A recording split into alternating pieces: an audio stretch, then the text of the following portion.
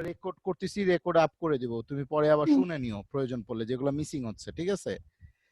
আচ্ছা, এখানে তোমার একটা পয়েম থাকবে, যেই পয়েমটার মধ্যে নোটিস করতে বলছে the use of punctuation marks in the poem. তোমার এই পুরো পয়েমের মধ্যে why are the exclamation marks, কেন এখানে এক্সক্লামেশন মার্কস দেয়া হয়েছে এটা এক্সপ্লেইন করবা।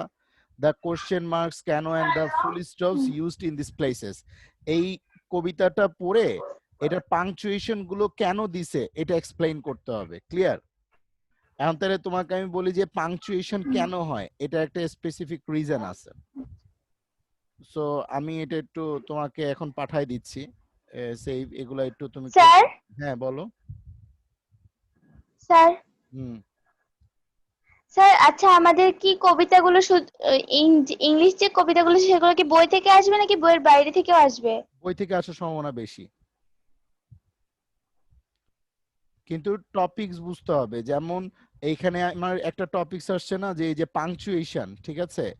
এই পাংচুয়েশন তোমাকে বুঝতে হবে। যেমন আমি যে এখন গ্রামারে চলে যাব, যে কেন এখানে এক্সক্লামেটরি সাইনটা বসছে, কেন এখানে কোশ্চেন সাইনটা বসছে, আর কেন এখানে আমার কমা বসছে, বা এখানে কেন ফুল স্টপ বসছে, ঠিক আছে? এই পাংচুয়েশন গুলোর রিজনটা কি, এটা গ্রামাটিক্যাল রুলস। তো তোমাকে আমি এটা দিয়ে দিচ্ছি, এটা ফিল আপ করে তুমি আপ করে দিবা যেহেতু তুমি পারো। আর এখন আমি একটু পাংচুয়েশন রুলসটা তোমাকে পড়াই দিই।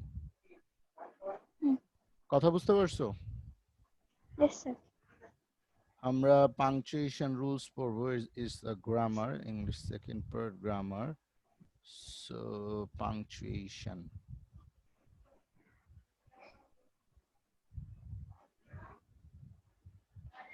এই যে স্যার পাংচুয়েশন, এই যে ক্যাপিটালাইজেশন এন্ড পাংচুয়েশন অ্যাডভার্বের পরেই।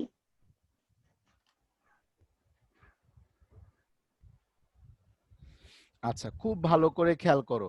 তোমাকে এই ফার্স্ট কোশ্চেনটা জিজ্ঞাসা করছে যে তুমি পাংচুয়েশন কেন ইউজ করো, হ্যাঁ, এটা এক্সপ্লেইন করতে বলছে। এখানে বলছে যে notice the use punctuation, punctuation গুলো দেখো, and why are the exclamation marks, why are the exclamation marks, question marks, full stops used in this places, explain it. হ্যাঁ, এইটা হচ্ছে ফ্রি হ্যান্ড রাইটিং, তুমি এটা লিখে আমাকে দিলে আমি একটু বুঝবো ফ্রি হ্যান্ড রাইটিং ঠিক আছে কিনা। এটা হচ্ছে সিনোনিমস, তাহলে আমি বুঝবো সিনোনিমস ঠিক আছে কিনা। এটা হচ্ছে তোমার কোনো একটা প্যাসেজ থেকে কোশ্চেন অ্যান্সার করা, সো আমি বুঝবো তোমার এগুলা সব ঠিক আছে কিনা। কথা কি বুঝতে পারছো? গ্রামারও চলতে থাকবে, ফার্স্ট স্যার ফার্স্ট। এগুলো, হুম। হ্যাঁ স্যার, হুম। আচ্ছা স্যার এগুলো তো বই থেকেই না? হ্যাঁ, এই তো আমি শীট দিয়ে দিচ্ছি, আমি শীট আপ করে দিব। কিছু জিনিস আমার থেকেও এখানে দেয়া আছে, বই থেকেও থাকতে পারে, আবার কিছু জিনিস এখানে শীটেও থাকতে পারে। আচ্ছা তুমি এখানে আমি স্ক্রিনে দিলাম, এটা একটু দেখো, আমি একটু আসতেছি, পানি খেয়ে আসতেছি।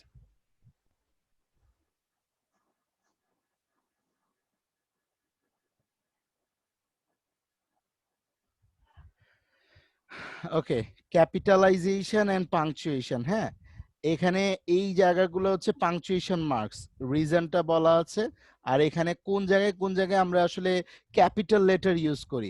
ইংরেজি ভাষার বড় হাতের বর্ণকে ক্যাপিটাল লেটার বলে, কিন্তু একটি বাক্য লেখার ক্ষেত্রে সর্বোচ্চ ক্যাপিটাল লেটার লেখা যায় না। তাই কোথাও ক্যাপিটাল লেটার হবে আর কোথাও হবে না, তার জন্য সুনির্দিষ্ট কিছু নিয়ম আছে। হ্যাঁ, এখানে মোট আমি 10টা নিয়ম দিয়ে দিছি, 10টা নিয়ম তুমি মুখস্থ করে ফেলবা, প্র্যাকটিস করলেই তুমি এক্সাম্পল গুলো মাথায় রাখবা। এক্সাম্পল গুলো মাথায় রাখলে তুমি রুলসটা মনে রাখতে পারবা, রুলস পড়ে এক্সাম্পল মাথায় রাখতে পারবা না। যেমন হচ্ছে she is a women of 40 years, এখন কোন বাক্যের প্রথমে সবসময় কি হয়, ক্যাপিটাল লেটার হয়। এই যে একটা বাক্য শেষ, দেন আবার বাক্য শুরু, দেন এটা ক্যাপিটাল লেটার। মানি বেগস মানি, ক্লিয়ার, মানে টাকা টাকা আনে। আচ্ছা 2 নাম্বার হচ্ছে কি, ইটস আ শেক্সপিয়ারিয়ান ড্রামা, মানে এটা হচ্ছে শেক্সপিয়ারের কি নাটক। তো প্রপার অ্যাডজেক্টিভের প্রথমে লেটারটা ক্যাপিটাল হয়। প্রপার অ্যাডজেক্টিভ বলতে কি বোঝায়, মানে নির্দিষ্ট কোন একটা কি অ্যাডজেক্টিভ। যেমন এটা শেক্সপিয়ারের নাটক, সো শেক্সপিয়ার কথাটা নাউনের আগেও আমার ক্যাপিটাল লেটার বসে। প্রপার অ্যাডজেক্টিভ কি, শেক্সপিয়ার একজন কবির হ্যাঁ হ্যাঁ নাম। নাউন নাউন, হ্যাঁ। আর এইখানে হুম। দেখো ইরানিয়ান লেডি, এই ইরানিয়ানটা হচ্ছে কি অ্যাডজেক্টিভ, ক্লিয়ার, সে একজন ইরানি মহিলা। সো এই ইরানিয়ানের এর আগে কি আছে, আই আছে, সো ক্যাপিটাল লেটার হবে প্রপার অ্যাডজেক্টিভের আগে, ক্লিয়ার। দিন মাস পর্ব ঐতিহাসিক ঘটনার আগে, যেন he will start work on Tuesday, যে দিনের আগে হয়েছে। Akbar defeated Ibrahim Lodi in the battle of Panipat, এই যে কোনো একটা প্লেসের আগে, ক্লিয়ার, অথবা মাসের আগে, পর্বের আগে, হ্যাঁ, অলওয়েজ কি হবে, লেটারটা ক্যাপিটাল হবে। প্রোনাউন আই অ্যান্ড ইন্টারজেকশন ও সর্বদা বাক্যে যেখানেই থাকে ক্যাপিটাল হয়। কি কি? একটা হচ্ছে আই, আইটা হচ্ছে ইন্টারজেকশন ও, যেমন হচ্ছে আই স, এটা একটা প্রোনাউন, সো আই যেখানেই থাকবে এটা ক্যাপিটাল হবে, মাঝখানে থাকলেও ক্যাপিটাল হবে, ক্লিয়ার। আর হচ্ছে ইন্টারজেকশন, ইন্টারজেকশন হচ্ছে তুমি যদি এখানে ইউজ করো ও গড, সো এই ওটা হচ্ছে এখানে ইন্টারজেকশন, ক্লিয়ার। সো এখানে ওটা বড় হাতের হবে। আচ্ছা, সংক্ষিপ্ত লেটার গুলো সর্বদা ক্যাপিটাল হয়। সংক্ষিপ্ত লেটার বলতে কি, যেমন এমবিএ, এমবিএ মানে কি, masters of business administration, BBA, bachelor of business administration, USA, United state of America, United kingdom, Dhaka university. আমার কথা কি বুঝতে পারছো? দেন কি, ইন্ডিপেন্ডেন্ট বিজনেস অ্যাডমিনিস্ট্রেশন, Yes, দেন sir. এমবিবিএস, এগুলো হচ্ছে কি সংক্ষিপ্ত রূপ অফ ফুল অ্যাব্রিভিয়েশন। পুরো একটা সেন্টেন্সের সংক্ষিপ্ত রূপ অলওয়েজ ক্যাপিটাল হয়।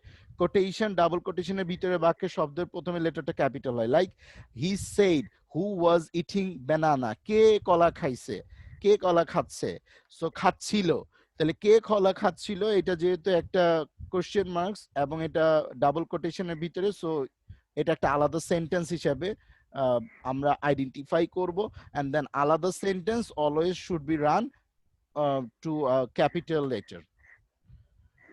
আচ্ছা, ইংরেজি কবিতার প্রথম লাইন ক্যাপিটাল হয়, যেন হচ্ছে এই O Mary call the cattle home, তো ও শব্দটা হচ্ছে এটা একটা পয়েম, পয়েমের ফার্স্ট লাইন, সো ফার্স্ট লাইনটা ফার্স্ট ওয়ার্ড অলওয়েজ কি হবে, ক্যাপিটাল হবে। আল্লাহ এবং একক অর্থে ব্যবহৃত দেবতার নামের প্রথমে লেটারটা কি হয়, ক্যাপিটাল হয়, যেমন আল্লাহ, গড, এগুলা কি হবে, ক্যাপিটাল হবে। আবার সেন্টেন্সের শুরু অনলি, এর জন্য ক্যাপিটাল হয়েছে। কথা কি বুঝতে পারছো? ক্যাপিটালাইজেশন, জাহাজ, বিমান, ট্রেনের নামের প্রথমে লেটারটা কি হয়, ক্যাপিটাল হয়। He got into being, just ও এখানে কোনো একটা জায়গা বা কোনো জিনিসের নাম বলতেছে, বিমান, জাহাজে, is a new instalment in the fleet of Bangladesh naval force. I always go to Feni, এটা কোনো একটা প্লেস বলছে। বাই তুর্না নিশিতা, এটা একটা কোনো যানবাহন বলছে। সো তুর্না নিশিতা হচ্ছে একটা ট্রেনের নাম, দেন এটা কোনো একটা ফ্লাইটের নাম। কথাই বুঝতে পারছো? ফ্লাইট, জাহাজ, ট্রেন, এগুলোর আগে অলওয়েজ কি হবে, লেটার ক্যাপিটাল হবে। জাতি, সম্প্রদায়, ধর্ম, যেন the Muslims perform the Ramadan, Ramadan হচ্ছে মুসলমানদের কোন একটা স্পেসিফিক অ্যাক্টিভিটি, এবাদত। The Christian follows the Bible, Bible হচ্ছে কোন ধর্মগ্রন্থ অথবা কোরআন। The Bengalis are a brave nation, বাঙালিরা হচ্ছে কি হয়, সাহসী জাতি। সো এই জায়গাগুলোতে কোনো একটা জাতি অথবা কোনো একটা স্পেসিফিক ধর্মের কোনো একটা অ্যাক্টিভিটি অথবা কোনো ধর্মগ্রন্থ অথবা কি জাতি, so always it would be capital letter. Got the capitalisation format, 10 rules. Okay, তোমাদের জন্য আপাতত এতটুকুই যথেষ্ট, আরো রুলস আছে, দরকার নেই। কোনো কোশ্চেন আছে ক্যাপিটালাইজেশনে?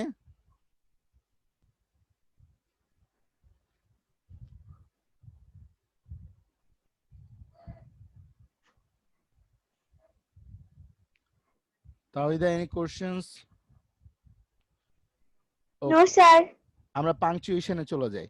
এখানে কথা বলার সময় এই যে আমি শুরুতেই বললাম যে বিরতি চিহ্ন বা জ্যোতি চিহ্ন ব্যবহার করা হয়।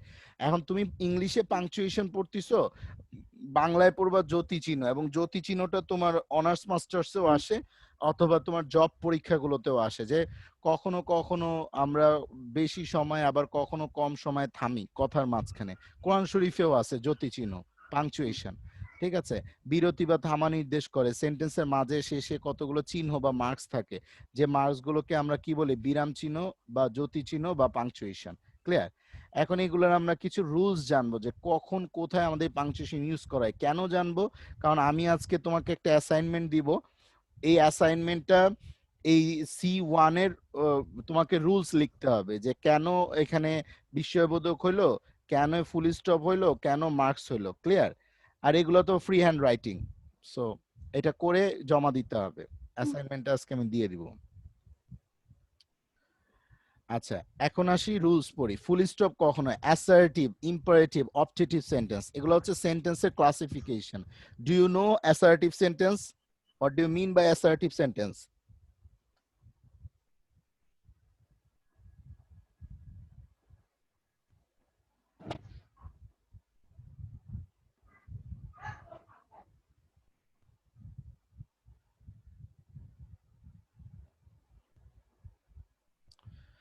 Assertive sentence means হা বোধক সেন্টেন্স। হ্যাঁ, ইম্পারেটিভ মিন্স অলওয়েজ আদেশ সূচক অথবা কোশ্চেন, মানে আদেশ সূচকটাই ইম্পারেটিভ হয়। আদেশ, অনুরোধ, এগুলো ইম্পারেটিভ। অপটেটিভ সেন্টেন্স হচ্ছে ডিফারেন্ট থিংস হয়। So may you be happy, কাউকে ব্লেস করা হচ্ছে optative. Do it at once, এটাকে খুব দ্রুত করো। ইম্পারেটিভ হচ্ছে আদেশ সূচক, অপটেটিভ হচ্ছে আশা সূচক, এগুলো হচ্ছে অপটেটিভ। সো সংক্ষিপ্ত টার্ম বা লেটার গুলোর সাথে ফুল স্টপ বসে অলওয়েজ। যেমন হচ্ছে masters of arts, United state of America, UK, এগুলা যেরকম ক্যাপিটালাইজেশন সেরকম আবার এগুলোর মাঝে কি হবে? ড্রপ বসবে। কোনো একটা সেন্টেন্সের পরে সবসময় কি হবে? ফুল স্টপ হবে, কমা। দিন, মাসের নামের মাঝে কমা হবে। যেন হচ্ছে স্যাটারডে, কমা, জানুয়ারি 19। সো দিন এবং মাসের মাঝে কি হবে? অলওয়েজ কমা হবে। Then the annual sports of our school is on Saturday, আমাদের শনিবারে হয় কি? জানুয়ারি 19। 19 মানে 19 সালের জানুয়ারি মাসের স্যাটারডেতে আমাদের কি হবে? সো দিন আর মাসের মাঝে অলওয়েজ কি হবে? কমা হবে। মাস ও বছরের নামের মধ্যে কমা হবে। মেইনা ওয়াজ বর্ন অন জুন 15, 1998। এখানে জুন 15 বলতে বোঝাচ্ছে জুন মাসের 15 তারিখ। সো যদি মাস এবং বছরের মাঝে কি হয়? জুন 15 এর মাঝে আমার কমা আছে। ঠিক আছে? দেন হচ্ছে ইন্ট্রোডাক্টরি ওয়ার্ডস বা সূচনাবোধক শব্দের পরে কমা হয়। যেমন হচ্ছে well, okay, I think it's going to rain day, yes, I think you are right, by the way, what's the weather forecast for tomorrow. So যখনই কোনো একটা সেন্টেন্স তুমি স্টার্ট করবা, then it will be making a word, concentration grow করার জন্য। কারো কেউ তোমার দিকে একটু লুকিং ফরওয়ার্ড কোনো ওয়ার্ড ইউজ করলে সেখানে কমা ইউজ করতে হবে। বলে না, ও হো ইউ আর দ্য লায়ার। হ্যাঁ, সো ও হো যদি বলি এরপরে আমাদের কি হবে? কমা হবে। বাক্যে কাউকে ডাকলে, সম্বোধন বা আহ্বান করলে তারপরে বা আগে কি বসে? কমা বসে। যেমন হচ্ছে আমরা বিবাহিত মহিলার আগে বসে হচ্ছে কি? মিসেস, MS, ঠিক আছে? আর অবিবাহিত মহিলার আগে বা মেয়ের আগে আমরা বসাই Mrs, MI, sorry miss, MISS। Clear? So এগুলোর পরে সবসময় কি হয়? ফুল স্টপ হয়। বাট কোনো সম্বোধন যদি আমি করি যে like Mrs Tawhida, I think you should hang it, be careful. So এই জায়গাগুলো যে তোমাকে আমি যখন সম্বোধন করতেছি তারপরে সবসময় অলওয়েজ কি হবে? কমা হবে। আচ্ছা, দেন অ্যাপোস্ট্রফি বলতে আমরা বুঝি মানে পজিটিভ কেস গঠনে বা কোনো লেটার বাদ দিতে আমরা অ্যাপোস্ট্রফি ইউজ করি। লাইক হচ্ছে রহিম ইজ, বা রহিমের হাউস। হ্যাঁ, Rahim's house is old. So Rahim এর, এর শব্দ করার জন্য আমরা এই অ্যাপোস্ট্রফি ইউজ করি। এর শব্দ, রহিমস মানে হচ্ছে রহিমের। Then Tawhida's house is old, don't go there. So don't এর পুরো ফুল ফর্ম হচ্ছে ডু নট। এখানে আমরা কি করছি? ওটাকে হাইড করছি, এই জন্য আমরা অ্যাপোস্ট্রফি ইউজ করছি, ডোন্ট। সেমিকলন, সেমিকলন কোথায় ইউজ করে? কমার চেয়ে অধিক সময় থামতে হলে সেমিকলন ইউজ করা হয়। Like to say is easy, to do is hard, এখানে সেমিকলন ইউজ করা হবে। ইফ আমি যদি কমার চেয়ে অধিক সময় যদি থামতে চাই, এখানে to say is easy, to do is hard, এখানে কমা ইউজ করা যায়, সেমিকলন ইউজ করে। কমার সেমিকলনের মধ্যে পার্থক্যটা হচ্ছে একটু বেশি টাইম ধরে কি করা, থামা। আচ্ছা, ক্লোন আমরা কোথায় ইউজ করি? সেমিকলনের চেয়ে অধিক সময় থামতে গেলে আমরা ক্লোন ইউজ করি। সেমিকলনের চেয়েও যদি বেশি সময় আমরা থামি। আচ্ছা, একটু জাস্ট আ মিনিট, আমি আসতেছি, তুমি একটু এই টার্মগুলো একটু দেখো।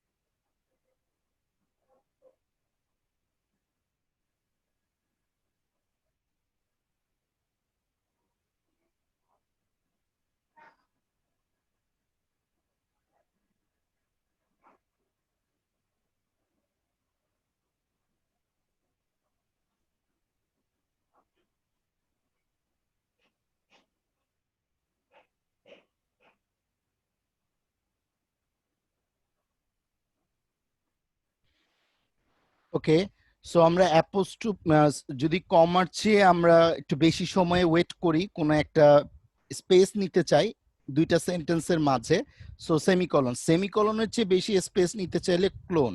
Like, send me the following articles, একটু স্পেস নিলাম, এ বুক, এ পেন অ্যান্ড এ খাতা। ওকে, ড্যাশ ব্যাখ্যা দেওয়ার জন্য শব্দ সমূহকে ড্যাশ, যেন I bought many things, pen, papers and books, etcetera.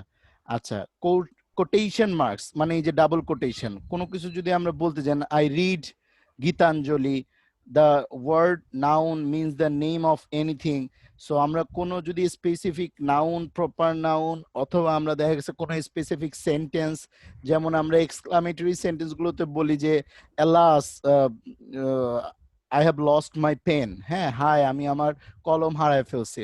So এই যে এলাস এর পরে আমরা বিস্ময়বোধক সাইনটা দিই, and I lost my pen, এর দুই পাশে আমরা কি করি, এই কোটেশন সাইন গুলো দেই। ঠিক আছে, দেন হাইপেন, সাধারণত কম্পাউন্ড ওয়ার্ড, এখানে অ্যাকচুয়ালি কম্পাউন্ড ওয়ার্ড হবে, হ্যাঁ, বা কমান্ড ওয়ার্ড যেগুলো হয় কম্পাউন্ড হইতে পারে। ওয়ার্ডে দুটি বা তিনটি অংশ থাকে, তখন I love home cakes, he never buys readymade shirt. এই যে এখানে দুইটা ওয়ার্ড আছে, বাট এটা কম্পাউন্ড। কম্পাউন্ড বলতে আমরা বলি হচ্ছে যে মিক্স ওয়ার্ড। ঠিক আছে, কম্পাউন্ড ওয়ার্ড বলতে বোঝায় কি, মিক্সড ওয়ার্ড, যেখানে আমার একাধিক শব্দ কানেক্টেড থাকতে হবে, যেমন রেডিমেড শার্ট, হ্যাঁ। দেন হচ্ছে kite flying is a kind of hobby. Kite flying বলতে আমরা বুঝি ঘুড়ি ওড়ানো, সো এইটাকে একটা নাউন হিসাবে ইউজ করা, একটা ওয়ার্ড হিসাবে। কাইট ফ্লাইং একটা ওয়ার্ড, রেডিমেড একটা ওয়ার্ড। আমরা বলি না যে আমি রেডিমেড জামা কিনবো, সো এই রেডিমেড একটা ওয়ার্ড। ক্লিয়ার? সো এগুলো হচ্ছে হাইপেন দিয়ে আমরা কানেক্ট করি। মানে যদি একাধিক শব্দকে আমরা একটা শব্দতে কনভার্ট করতে যাই, then we can use hyphen. After he had repaired the clock, Karim had to readjust the time. মানে শব্দকে ভেঙে পরের লাইনে লিখতে হলেও আমরা মানে হাইপেন ইউজ করি। একটা লাইনের শেষ হয়ে গেছে, পরে ওই লাইনটার ওয়ার্ডটা শেষ হয় নাই, পরে আবার নিচে লিখছি, তখন আমরা হাইপেন ইউজ করি। দেন কোশ্চেন বোধক সাইন তো আমরা জানি, ডব্লিউএইচ কোশ্চেন যেখানেই থাকবে সেখানে কোশ্চেন সাইন হবে, বিশেষ করে ইন্টারোগেটিভ সেন্টেন্স এটা ইউজ হয়। আর এক্সক্লামেশন মানে এক্সক্লামেটরি সেন্টেন্স গুলোতে বেশি ইউজ হয়, এই যেমন alas, hi, oh, your won't. Clear? আর দেন আমরা যখন সেন্টেন্স প্যাটার্ন শিখবো, এইট ক্লাসিফিকেশন অফ সেন্টেন্সেস, হ্যাঁ, ইন্টারোগেটিভ, অ্যাসোরেটিভ, দেন হচ্ছে affirmative, exclamatory, different types of sentence আমরা শিখবো। দেন আমরা তখন আবার এগুলা নিয়ে ডিসকাস করব। সো টাইম টু এক্সারসাইজ, এখানে 10টা লাইন দেওয়া আছে যেখানে তোমাকে কোনো রকমের ইউজ করা হয় নাই, ঠিক আছে, পাংচুয়েশন ইউজ করা হয় নাই। কথাই বুঝতে পারছো? এবং এখানে কোনো ব্রড এবং শর্ট অনেক ভুল আছে এই জায়গাটাতে। এখানে কোথাও ক্যাপিটালাইজেশন হওয়া উচিত ছিল, যেমন এখানে how is your father Karim and mister Rahman, মানে এই জায়গাগুলোতে কোনো পাংচুয়েশন নাই এবং ক্যাপিটালাইজেশন নাই। সো তোমাকে এটা ঠিক করে আমাকে সাবমিট করতে হবে। অ্যাসাইনমেন্ট কি বুঝতে পারছো?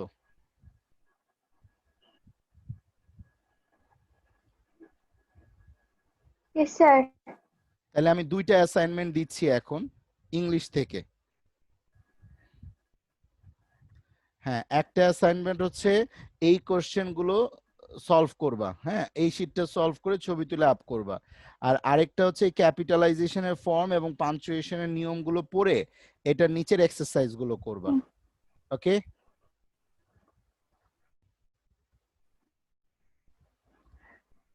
হুম। কোন কোশ্চেন আছে?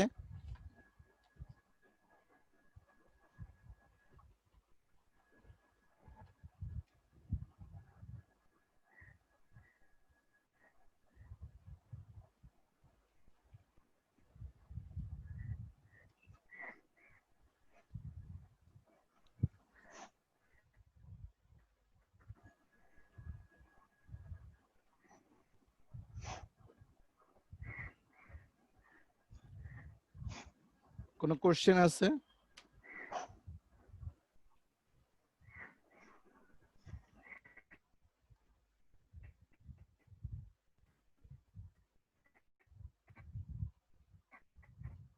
আমি ইংলিশ ফর টুডেটাকে অলওয়েজ ইএফটি দিয়ে আমি করব, হ্যাঁ।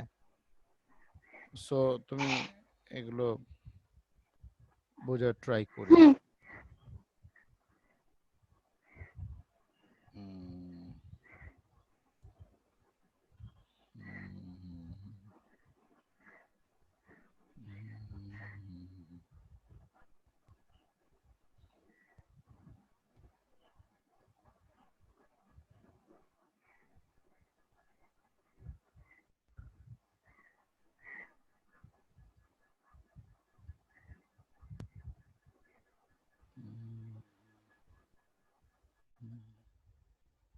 উম,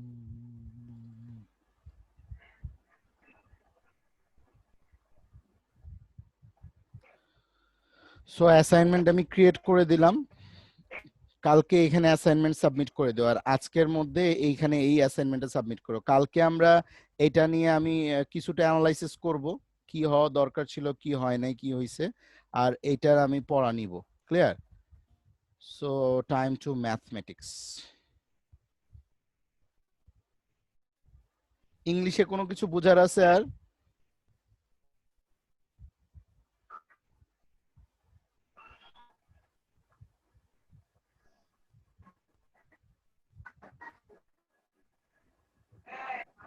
No, sir.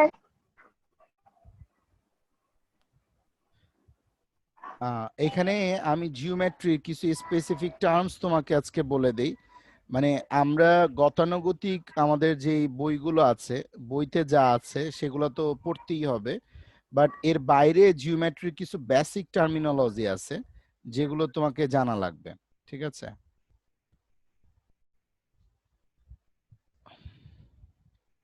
আচ্ছা, জ্যামিতি শব্দটা আসছে জ্যা যোগ মিতি থেকে, হ্যাঁ, জ্যামিতি।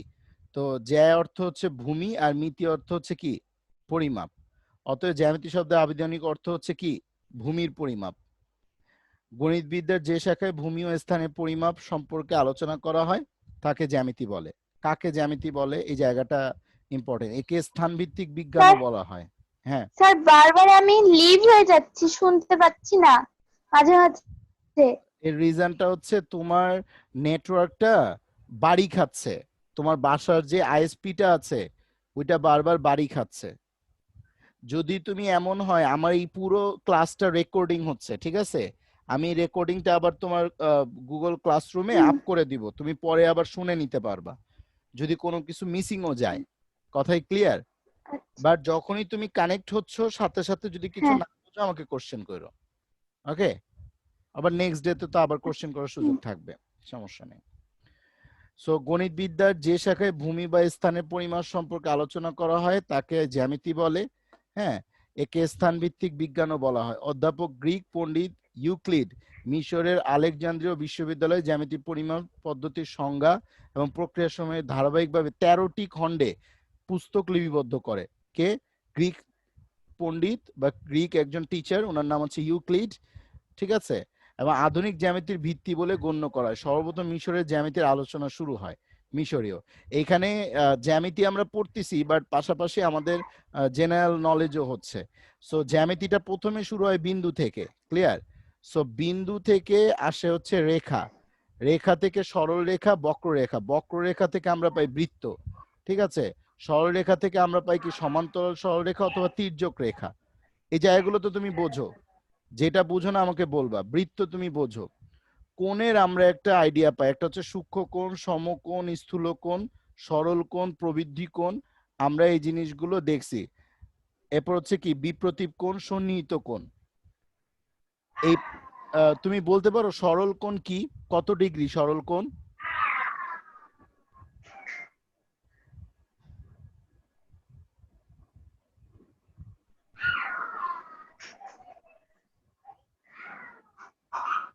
সরল কোণ হচ্ছে 180 ডিগ্রি। প্রবৃদ্ধি কোণ কত বলতে পারো?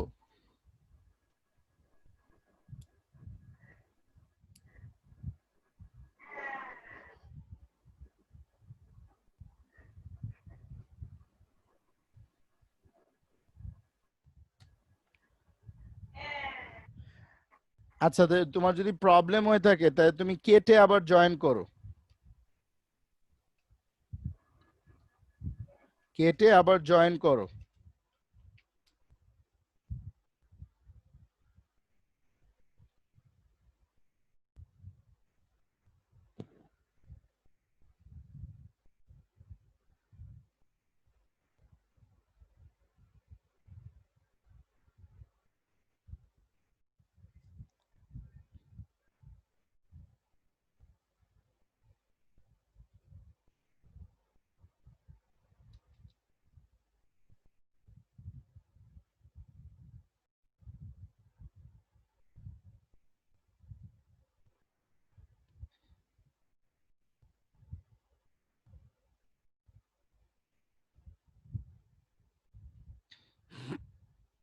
হ্যালো,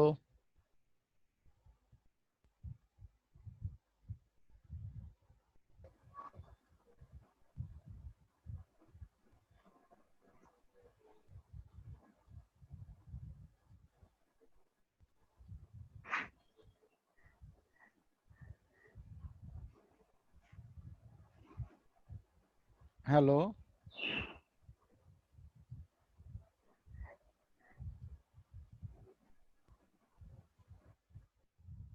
তাহিদা শোনা যাচ্ছে?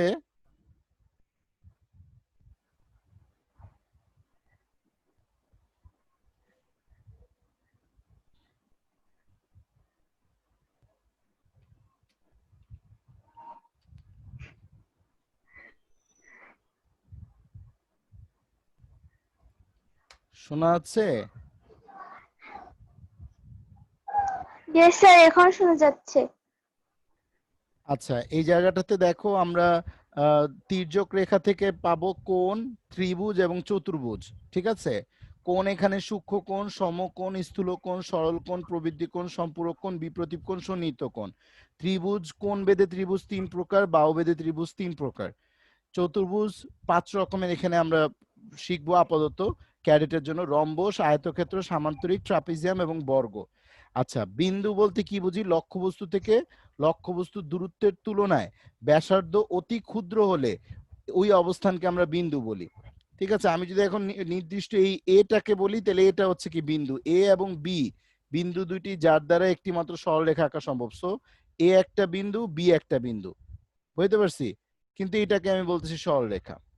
দুই বিন্দুর মধ্যে সরলরেখার দূরত্ব যদি খুবই ক্ষুদ্রতম হয়, হ্যাঁ, যেমন এরকম একটা আমি বিন্দু আঁকাইলাম, এই যে এইটা হচ্ছে কি একটা বিন্দু। সমরেখ বিন্দু কি?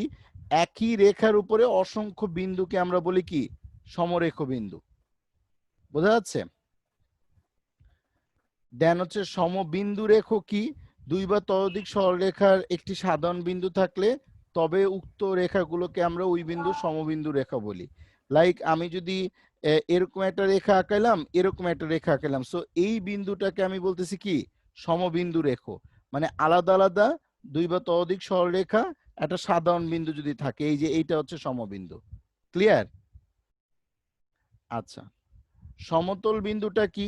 সমতল বিন্দু হচ্ছে যে সকল বিন্দু একই তলের উপর অবস্থান করে। এখন আমি যদি ধরো এটা একটা টেবিলের উপরে ধরো সাপোজ, সেখানে ধরো যে এই একটা বিন্দু, এই একটা বিন্দু, এই বিন্দু, এই বিন্দু, এই বিন্দু, এই বিন্দু, এই বিন্দু, এই বিন্দু, এগুলো হচ্ছে কি? সমতল বিন্দু। ঠিক আছে?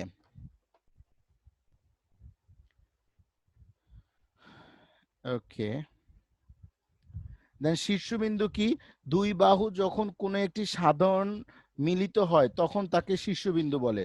দুই বাহু যখন কোনো একটি সাধারণ বিন্দুতে মিলিত হয়, সাধারণ বিন্দুতে, এখানে বিন্দু কথাটা আসবে বিন্দুতে, মানে দুইটা বাহু, ধরো এই একটা বাহু, হ্যাঁ, এবং হচ্ছে এই একটা বাহু, এরা একটা সাধারণ বিন্দুতে মিলিত হয়েছে, সো এই বিন্দুটাকে আমি বলবো হচ্ছে শীর্ষবিন্দু। ঠিক আছে? আচ্ছা, রশ্মি একটি রেখার কোন বিন্দু ও উহার এক পাশের অংশকে একত্রে রশ্মি বলা হয়। মানে কোনো একটা বিন্দু থেকে স্টার্ট হয়ে, হ্যাঁ, আমার এটা যত দূর যেতে পারে এই রশ্মিটা, সেটাকে বলা হয়েছে একটা রশ্মি। একটা বিন্দু থেকে শুরু হবে এবং উহার এক পাশের অংশকে একত্রে রশ্মি বলা হয়, ওই বিন্দুটিকে রশ্মির প্রান্ত বিন্দু বলা হয়। যেমন এবি কে বি এর দিকে যদি বাড়িয়ে দেই, এবি হচ্ছে একটা রশ্মি, যেখানে কি বিটা কত দূর আমি জানি না, আনলিমিটেড। সো আমি এখানে বলবো এ থেকে বি এর প্রতীক দিয়ে প্রকাশ করা হয় যে এ বিন্দু হলো এ বি রশ্মির প্রান্ত বিন্দু, এইটা হচ্ছে এ বি রশ্মির প্রান্ত বিন্দু। সমবিন্দু দুই বা ততোধিক সরলরেখার একটা সাধারণ বিন্দু থাকলে তাকে উক্ত রেখাগুলোকে আমরা ওই বিন্দুর কি বলি? সমবিন্দু বলি। বুঝতে পারছো? আলাদা আলাদা যদি রেখা হয়, দুই বা ততোধিক যদি সাধারণ বিন্দু থাকে, তাহলে এইটাকে আমরা বলি কি? সমবিন্দু।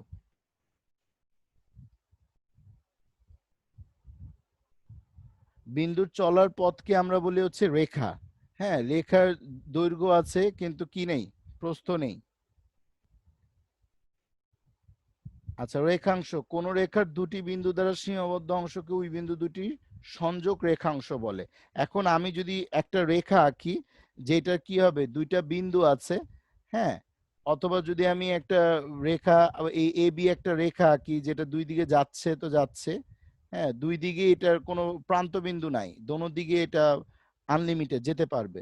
মানে এরকম একটা রেখার কোনো একটা নির্দিষ্ট অংশকে যদি আমি কেটে নেই, তাকে বলবো রেখাংশ। মানে কোন রেখার দুই বিন্দু দ্বারা সীমাবদ্ধ অংশ, মানে এই একটা বিন্দু দ্বারা এবং এই বিন্দু দ্বারা আমি এটাকে কি করলাম? সীমাবদ্ধ করলাম। সো এই যদি এটা সীমাবদ্ধ করি, তাহলে ধরো যে এইটা হচ্ছে আমার রেখাংশ, এই রেখার সাপেক্ষে এই রেখা হচ্ছে রেখাংশ। রেখার প্রকারভেদ বক্ররেখা, সরলরেখা। সো যদি সরল পথে কোনো রেখা যায় সেটাকে আমরা বলি সরলরেখা, আর যদি বক্রপথে রেখা যায় বক্ররেখা। আচ্ছা, এখন সরলরেখা আবার দুই প্রকার। একটা হচ্ছে যে দুইটা রেখা যদি পরস্পরের মধ্যে সর্বদা দূরত্ব বজায় রেখে চলতে থাকে তবে তাকে সমান্তরাল রেখা বলে। এখন রেল লাইনের মধ্যে আমি যদি চিন্তা করি, আমার দুইটা রেল লাইনের পাটাতন, তো দুইটা পাটাতন, একটা হচ্ছে ধরলাম এ বি, বিশাল বড় রেল লাইনের, যেটার এরও কোনো সীমা নাই, বিরও সীমা নাই, বিশাল বড়, এটা হচ্ছে রশ্মি। হ্যাঁ, বা বিশাল বড় আমি রেখা বলতে পারি, দোনো দিকে রশ্মি বললে তো একটা প্রান্ত বিন্দু থাকবে। রশ্মি যদি আমি বলি তাহলে আমি রশ্মি বলবো কি? একদিকের কি থাকবে? প্রান্ত বিন্দু থাকবে। কিন্তু যখনই দোনো দিকেই হচ্ছে আনলিমিটেড, কোনো প্রান্ত বিন্দু নাই, তখন তাকে আমি বলবো কি? রেখা। তা এখন এরকম যদি দুইটা রেখা যদি সমান্তরাল ভাবে চলতে থাকে, সো আমরা একটা সাপেক্ষে আরেকটাকে কি বলবো? সমান্তরাল রেখা। তির্যক রেখা যদি দুটি সমান্তরাল রেখা পরস্পরের সাপেক্ষে কি করে? ছেদ করে, তির্যক রেখা তৈরি হয়ে যাবে। সো তির্যক রেখা উৎপন্ন করে কি? কোণ, ত্রিভুজ, চতুর্ভুজ, এগুলো তির্যক রেখার কারণে উৎপন্ন হয়। ঠিক আছে? দেন কোণ কি? দুটি সরলরেখা পরস্পরের সাথে মিলিত হলে মিলিত বিন্দুতে উৎপন্ন জ্যামিতিক আকারকে কোণ বলা হয়। তো এগুলোকে আমরা কোণ বলছি। এটা হচ্ছে কি? সূক্ষ্ম কোণ, তাই না? এটা হচ্ছে আমাদের সূক্ষ্ম কোণ, এটা হচ্ছে 90 ডিগ্রি সমকোণ, এটা হচ্ছে 180 ডিগ্রি সমকোণের চেয়ে বড়। সো আমাদের এখানে আবার এই কোণের ব্যাখ্যাগুলো এই যে 90 ডিগ্রির চেয়ে ছোট, 90 ডিগ্রি, 90 ডিগ্রির চেয়ে বড়, 180 ডিগ্রি, 180 ডিগ্রির চেয়ে বড়, এটা হচ্ছে প্রবৃদ্ধি কোণ। হ্যাঁ, দেন সন্নিহিত কোণ কি? যদি দুটি বাহু দ্বারা কোনো কোণ উৎপন্ন হয়, তখন ওই কোণটার যেই বাহুগুলো দ্বারা উৎপন্ন হবে সেগুলো হচ্ছে ওই কোণের সন্নিহিত কোণ। আমি যদি বলি দুটি কোণের একটি সাধারণ বাহু থাকে, তবে একটি কোণকে অপর কোণের সন্নিহিত কোণ বলা হয়। এখন আমি এরকম একটা কোণ আঁকালাম এবং এখানে একটা সাধারণ বাহু দিলাম, তাহলে এইটা একটা কোণ উৎপন্ন করলো, এইটা একটা কোণ উৎপন্ন করলো। সো এই কোণকে এবং এই কোণকে পরস্পরের সন্নিহিত কোণ বলা হয়। তাওহিদা, শুনতে পাচ্ছ? জি স্যার। এর আগ পর্যন্ত তুমি যতটুকু শোনো নাই, স্যার মাঝে মাঝে বের হয়ে যাচ্ছি। সমস্যা নাই, মানে যতটুকু তুমি শোনো নাই, হ্যাঁ। এটা দেখো অলরেডি রেকর্ডিং হচ্ছে। তো আমি রেকর্ডিংটা ওই গুগল ক্লাসরুমে আপ করে দিব। হুম। সো তুমি পুরোটা আবার শুনে নিতে পারবা পরে। ক্লিয়ার? সো টেনশনে কিছু নাই। বিপ্রতীপ কোণ হচ্ছে যদি দুটা সরলরেখা পরস্পরকে ছেদ করে, তাহলে তার বিপরীত কোণগুলো, তার মানে ওকে এই স্যার। কোণের সাপেক্ষে এই কোণ হচ্ছে বিপ্রতীপ, এই কোণের সাপেক্ষে এই কোণ হচ্ছে বিপ্রতীপ। ক্লিয়ার? আচ্ছা, তো একান্তর কোণ কি? আমি যদি এইখানে একটা দুটা সরলরেখাকে যদি একটা সরলরেখা দ্বারা ছেদ করি, তাহলে এই কোণকে, এই দুটা কোণ হচ্ছে অনুরূপ কোণ। সো আমরা একে একান্তর কোণও বলতে পারি। আর অনুরূপ কোণ মানে একই রকম কোণকে অনুরূপ কোণ বলা হয়। হ্যাঁ, যেমন এই কোণ সমান, ঠিক আছে, আবার এই কোণ সমান, ঠিক আছে, আবার এই কোণ, আবার এই কোণ সমান। তো যেগুলো সমান কোণ সেগুলোকে আমরা অনুরূপ কোণ বলি। ওকে, এবার আমাদের কোণ শেষ, বিন্দু শেষ, রেখা শেষ। এখন আমরা শুরু করব তির্যক রেখার আরো দুইটা পার্ট, একটা হচ্ছে ত্রিভুজ, একটা হচ্ছে চতুর্ভুজ।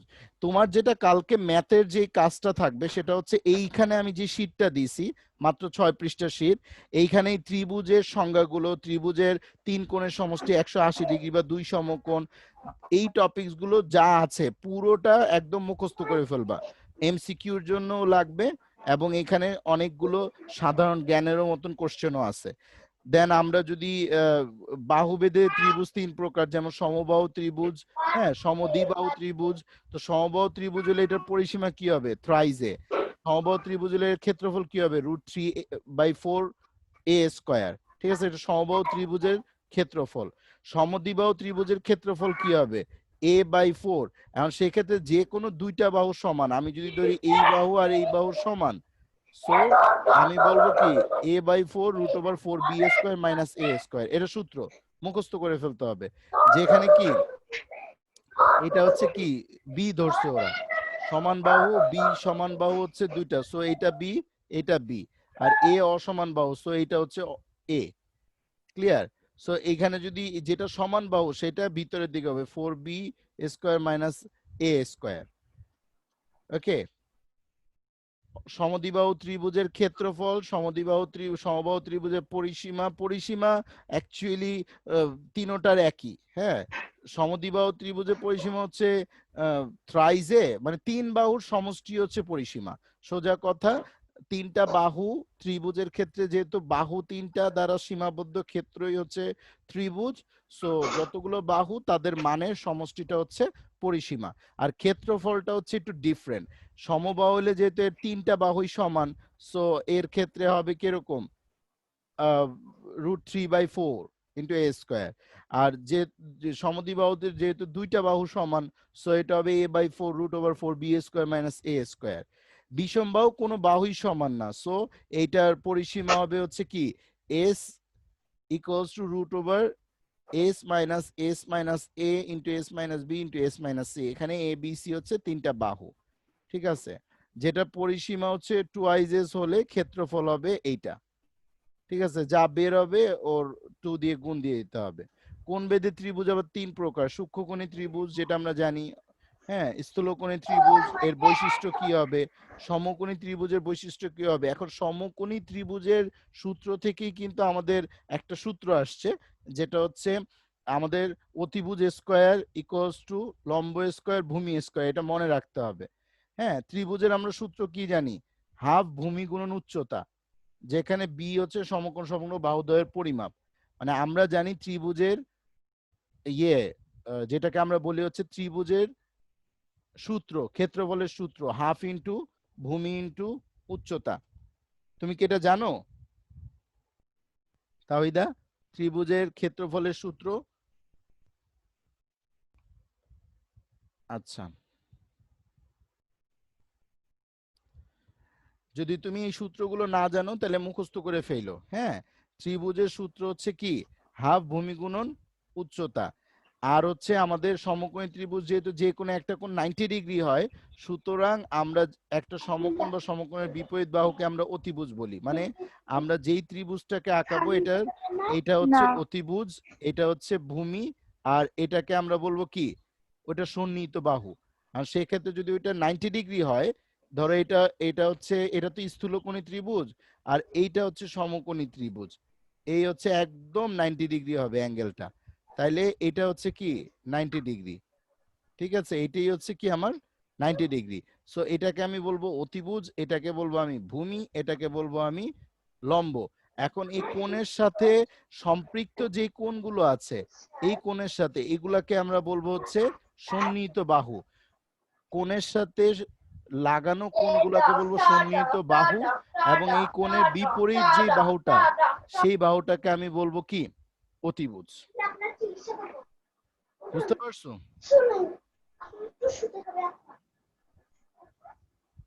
ওকে, ত্রিভুজ শেষ। চতুর্ভুজের, তাহলে চতুর্ভুজ হচ্ছে কি, চারটা বাহু দ্বারা আবদ্ধ ক্ষেত্র। পরিসীমা কি হবে, অবশ্যই 4 × a। এখন যদি এটা বর্গক্ষেত্র হয় তাহলে প্রত্যেকটা বাহুর মান তো সমান, তাহলে আমি জাস্ট 4 × a লিখলেই হচ্ছে।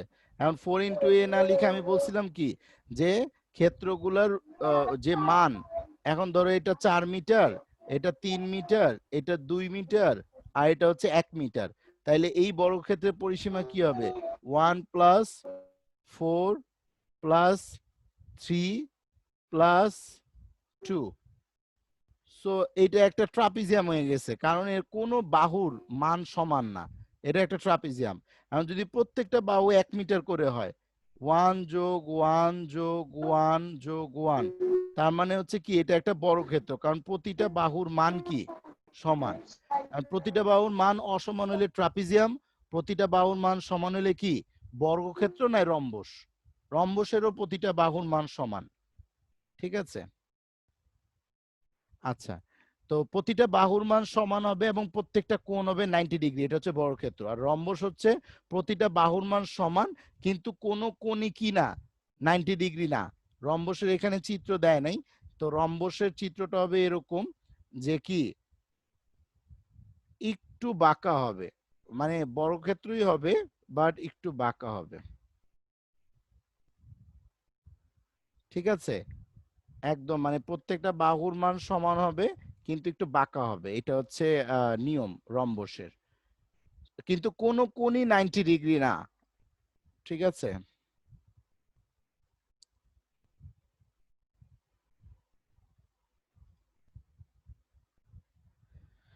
এবার আসি হচ্ছে আয়তক্ষেত্র। আয়তক্ষেত্রর ব্যাপারটা হচ্ছে যে তোমার অবশ্যই কি হবে, যে কোনো দুইটা বাহু, আয়তক্ষেত্রের বিপরীত বাহুগুলো পরস্পর সমান্তরাল হবে, ফার্স্ট কথা, এবং তাদের কোণগুলো কি হবে, 90 ডিগ্রি হবে। ঠিক আছে, তো পরস্পর বিপরীত বাহুগুলো সমান ও সমান্তরাল হবে। পরস্পর বিপরীত বাহুগুলো কি হবে, সমান ও সমান্তরাল হবে, এবং তার কোণগুলো কি হবে, অবশ্যই এক সমকোণ হবে। আর সামান্তরিকের ক্ষেত্রে বিপরীত বাহুগুলো পরস্পর সমান এবং সমান্তরাল হবে, কিন্তু কোনো কোণই এক সমকোণ হবে না। ক্ষেত্রফল কিভাবে বের করব, ভূমি ইন্টু উচ্চতা। পরিসীমা কিভাবে বের করব, 2 × দৈর্ঘ্য ইন্টু প্রস্থ। আর এটার হচ্ছে পরিসীমা কি, 2 × দৈর্ঘ্য প্লাস প্রস্থ, আর ক্ষেত্রফল হচ্ছে দৈর্ঘ্য ইন্টু প্রস্থ।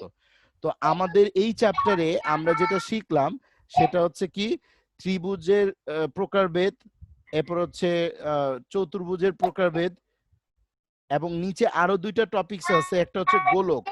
গোলক অ্যাকচুয়ালি কি?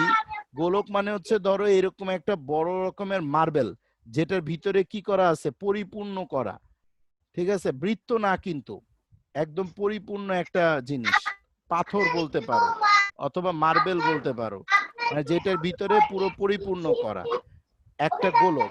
তো গোলকের আয়তন হচ্ছে 4/3 পাই আর কিউব, আর গোলকের পৃষ্ঠের ক্ষেত্রফল হচ্ছে 4 পাই আর স্কোয়ার। এটা মুখস্থ রাখো, এটার আমরা কিছু ম্যাথ পাইলেও পাইতে পারি। তো বৃত্তকে এক ব্যাসের চারপাশে ঘোরালে যে ঘন বস্তু উৎপন্ন হয় তাকে গোলক বা সুষম গোলক বলে। ঘন বস্তু বলতে আমরা কি বুঝি? যে বস্তুর ভিতরে কি থাকে, পদার্থ দ্বারা পূর্ণ থাকে, সেটাকে আমরা ঘন বস্তু বলি। তাওহিদা বুঝতে পারছো? শুনুন এবার 1 মিনিট পরে এক গ্লাস পানি খাবেন না জি স্যার। বাবু। এত চিল্লাচ্ছে কে, তোমার ছোট বোন?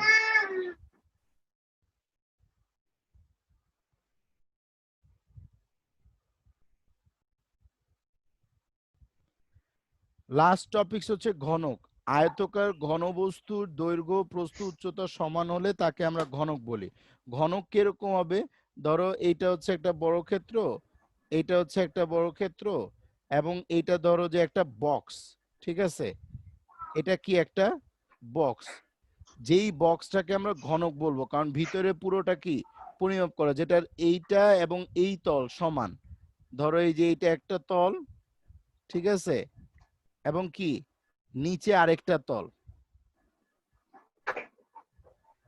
এই তল এই তল, এরপর পাশে একটা তল, ধরো এই যে এটা একটা তল, আবার কি এই যে এইটা একটা তল, এইটা একটা তল, এইটা একটা তল। সো এই যে তাহলে দুইটা তল হলো, এরপরে এইটা একটা তল এবং এইটা একটা তল, মানে ঠিক পিছনে দেখো এরকম একটা তাহলে চার কোণাচা বড় ক্ষেত্র পাবো, আবার সামনে দেখবো চার কোণাচা। সো একটা ঘনকের 6টা তল থাকে, যার কারণে ঘনকের মোট তলের সংখ্যা হচ্ছে 6টি। বুঝতে পারছি কি নিয়ে? এই হচ্ছে ঘনক। সুতরাং আজকে আসলে জ্যামিতির এই জায়গাটায় 6 পৃষ্ঠাতে আমি ফুল জ্যামিতিটাকে নিয়ে আসছি। জ্যামিতির তির্যক রেখা থেকে ত্রিভুজ, চতুর্ভুজ, রম্বস, ট্রাপিজিয়াম এবং ত্রিভুজের ক্লাস 9 এর থেকে আমি আবার এখানে নিয়ে আসছি গোলক কাকে বলে এবং ঘনক কাকে বলে। তো এইটার পিডিএফটা আমি আপলোড করে দিচ্ছি। তোমার কাজ হচ্ছে নেক্সট দিন এই পুরো চ্যাপ্টারটা পড়ে আসা, ঠিক আছে, যার খান থেকে আমি আসলে তোমাকে প্রশ্ন করব। ক্লিয়ার?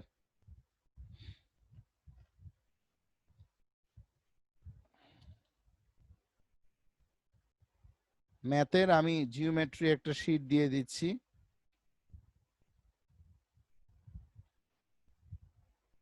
শীট 1।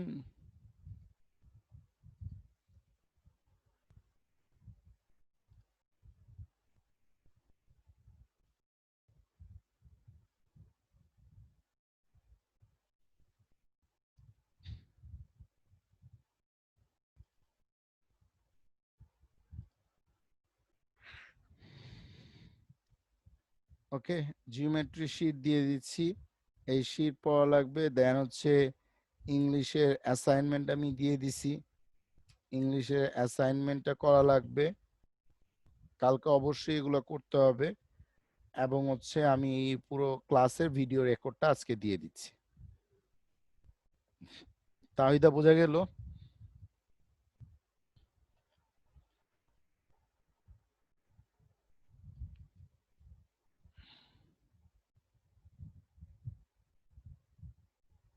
হ্যালো?